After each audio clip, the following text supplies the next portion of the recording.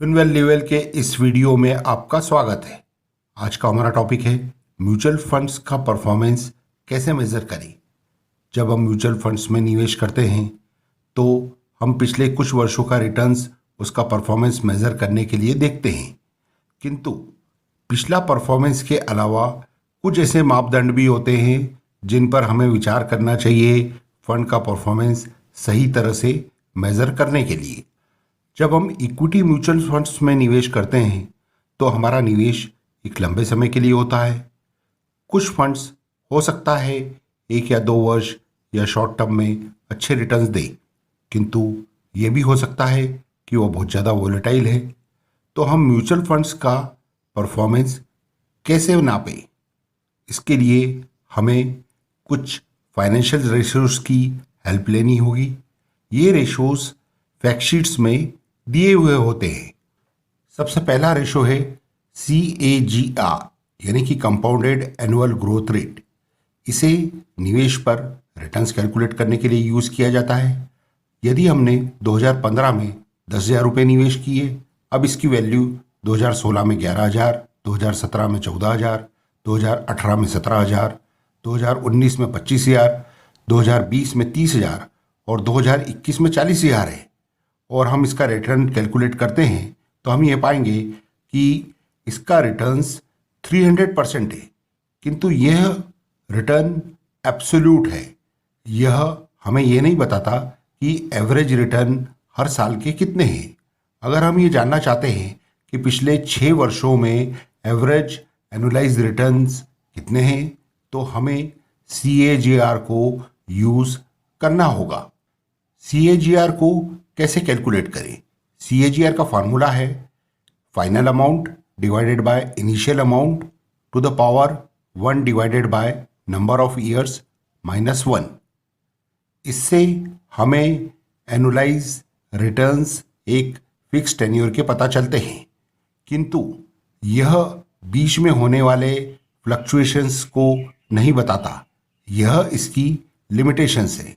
अगर उपरोक्त उदाहरण में हम देखें तो हम ये पाएंगे कि पिछले 3 वर्षों के रिटर्न 19% है, किंतु पिछले 6 वर्षों के एनुअलाइज रिटर्न 26% है। दूसरा रेशो है standard deviation. Standard deviation actual value का एवरेज वैल्यू से डिफरेंस है।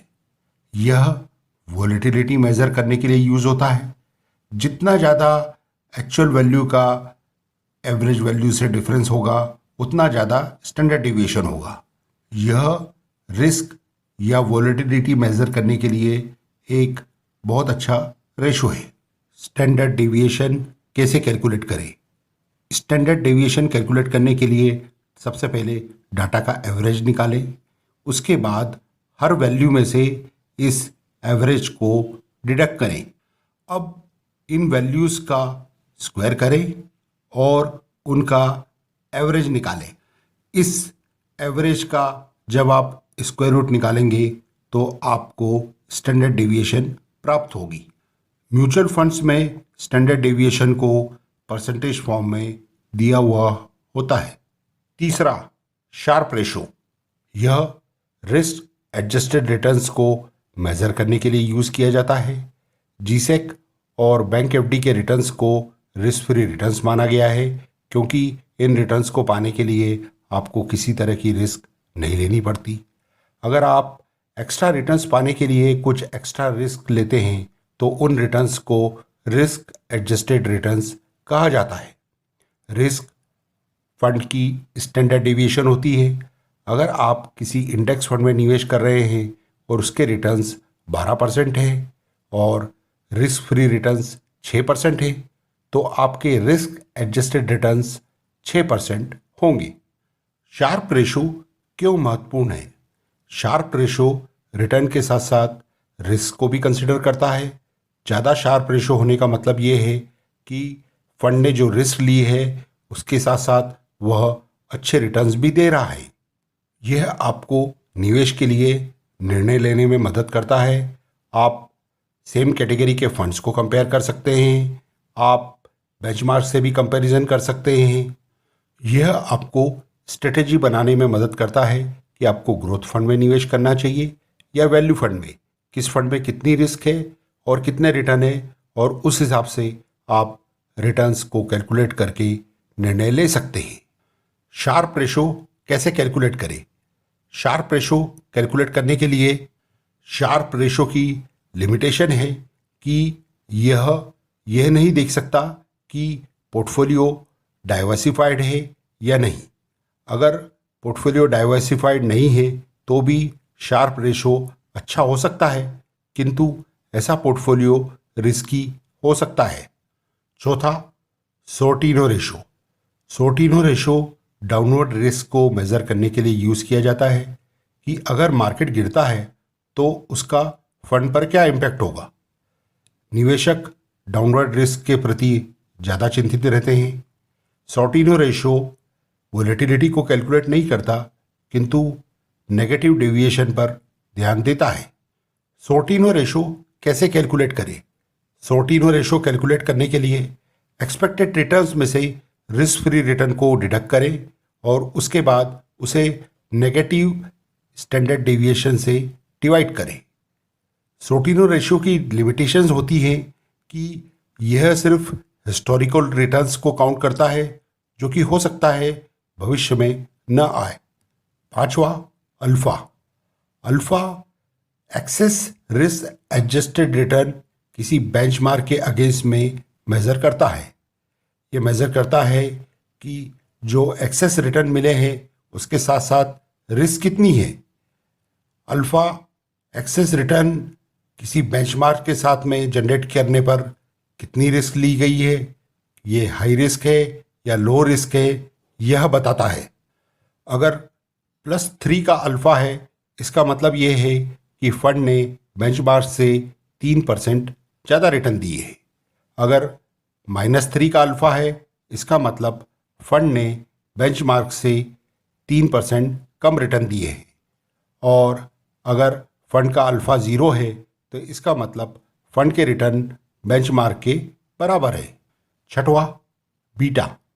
बीटा मेज़र करता है कि फंड स्टॉक मार्केट की तुलना में कैसे मूव करता है।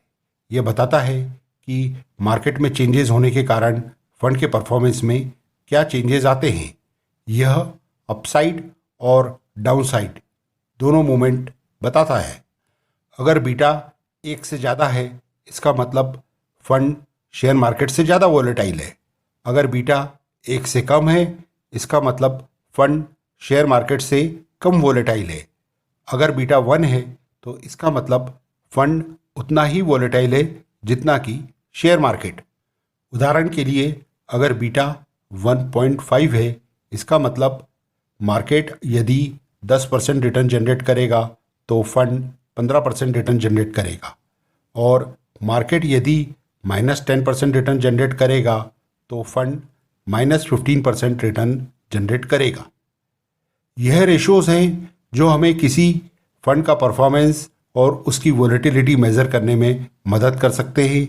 निवेशकों को रिटर्न्स के अलावा रिस्क को भी निवेश का निर्णय लेते समय कंसिडर करना चाहिए।